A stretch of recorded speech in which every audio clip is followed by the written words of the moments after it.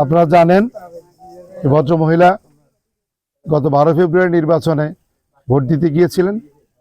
উনি ধানের শীষ প্রতীকে ভোট দিয়েছিলেন। এর কারণে ওনার স্বামী ওনাকে তালাক দিয়েছেন। বিষয়টা জানার পরপরই আমরা এখানে আসি, দলের পক্ষ থেকে ওনার সাথে যোগাযোগ করি। এটা আমাদের দলের জ্যেষ্ঠ নেতৃবৃন্দকে জানানো হয় এবং আমাদের তখনকার দলের চেয়ারম্যান মহোদয়, আজকের প্রধানমন্ত্রী তারেক রহমান সাহেবও জানেন।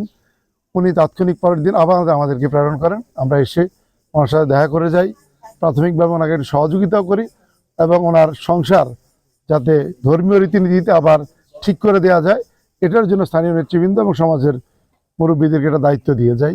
তো আমরা ওনাকে আশ্বস্ত করি, উনি যেহেতু ওনার একটা ন্যায্য এবং সাংবিধানিক অধিকার প্রয়োগ করতে গিয়ে ক্ষতিগ্রস্ত হয়েছেন, তাই দল হিসাবে এবং ক্ষমতাসীন জনগণের ভোটে রাষ্ট্রীয় ক্ষমতা আসীন হওয়ায় সরকার হিসেবেও আমাদের দলের উপর এটা দায়িত্ব বর্তায় মানুষের সুখ দুঃখে থাকা।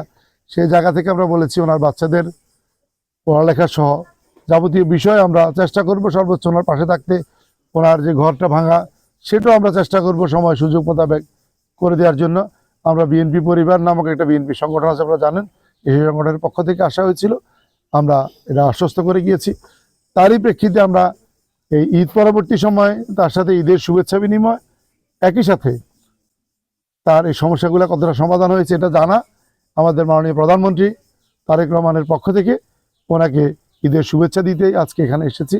সমস্যা কোন পর্যায়ে আছে আপনারা ইতিমধ্যে জেনেছেন। সামাজিক লোকজন এটা নিয়ে কাজ করছেন। ধর্মীয় রীতিনীতিতে যেভাবে সুন্দরভাবে সমাধান করে দেওয়া যায়, সংসারটা পুনঃস্থাপন করে দেওয়া যায়, ওনারা কাজ করছেন।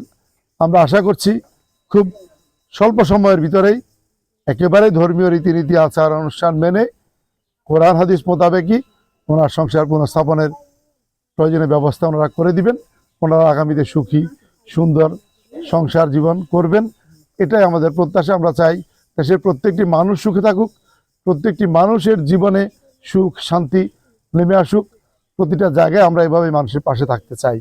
আর আমি আপনাদেরকে এও বলছি, আমরা আশা করছি খুব সহসাই আমাদের বিএনপি পরিবারের যে টিম ফেনীতে আসবেন। আরও কিছু কিছু বিষয় আছে আমাদের, ইতিপূর্বে অনেকে জানেন ফ্যাসিস্টের সময় গুম হয়েছে, খুন হয়েছে, এদের পাশেও আমাদের বিএনপি পরিবার, আমরা বিএনপি পরিবার সবসময় ছিল। এই সকল বিষয় নিয়ে আসবেন, তখন এই বিষয়টা নিয়েও প্রয়োজনীয় পদক্ষেপ এবং কাজ করবেন। আমরা আশা করছি এ থেকে আমরা তাদের পরিবারের সুখ শান্তি ইনশাআল্লাহ ফিরিয়ে দিতে পারবো।